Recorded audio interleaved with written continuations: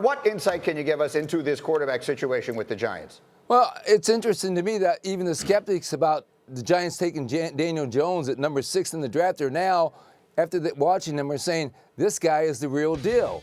Now, Pat Shurmur has told me personally that he is very excited about Eli this season.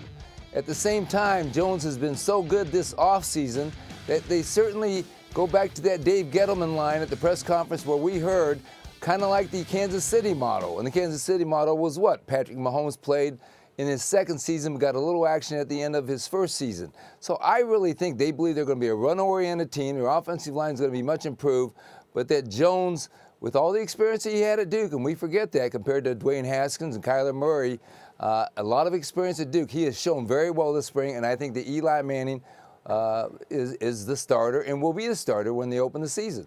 Yeah, and Mort, you've known Eli for a really long time. What do you know of his mindset regarding all of this?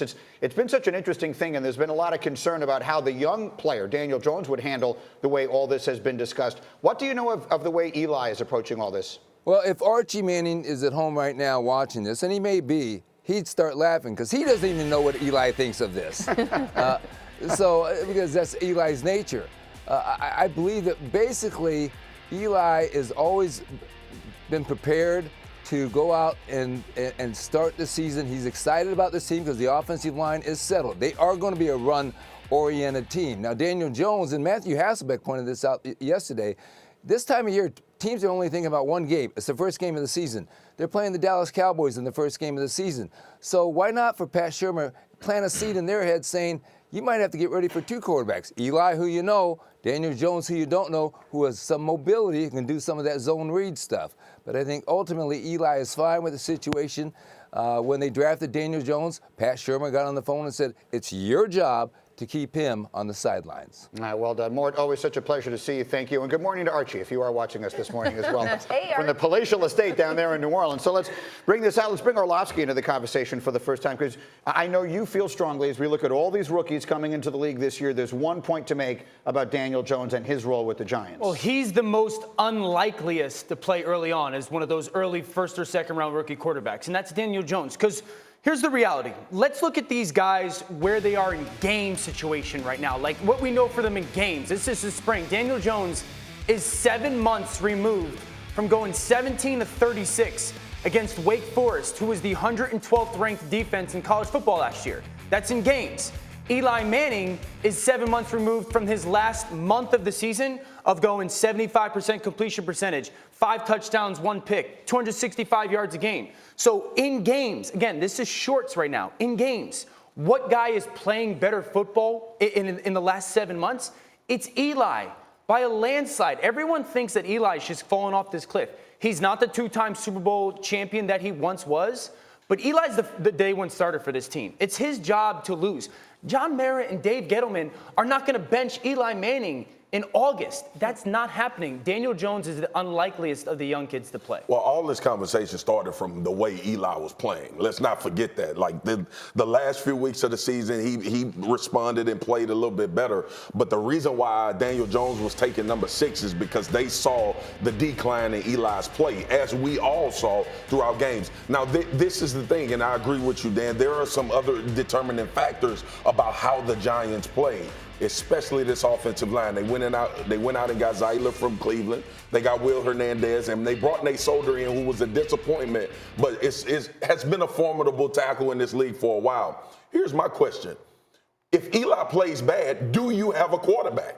Sure. And that's the problem with the draft. That's why when we were sitting in Nashville, we were losing our minds about why would you draft Daniel Jones based on the blueprint that Eli gave you for majority of the season last year. That is what I'll be interested in as we go throughout this camp. Anybody can look good in OTAs and minicamp. Everybody does. Everybody does.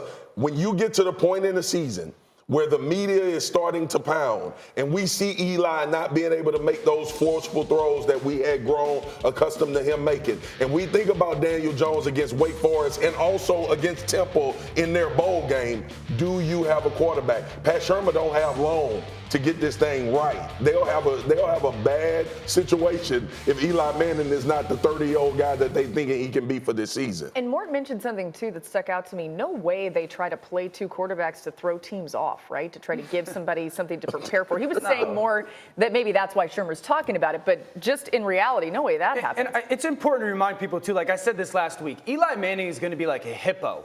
Hippos are the most territorial animal. That's Eli's job. I didn't know that. Eli, quarterbacks are territorial. Like, we love to walk out on the field. This is my team. This is my huddle. Eli Manning, the Giants are Eli Manning's organization. He's not just going to give this job to Daniel Jones and be like, oh, okay. I guarantee you, Eli's summer is going to be different this summer than it has been because he's going to be a little bit more prepared, a little bit more competitive. Eli Manning is going to start week 1 for the Giants. Can I say something?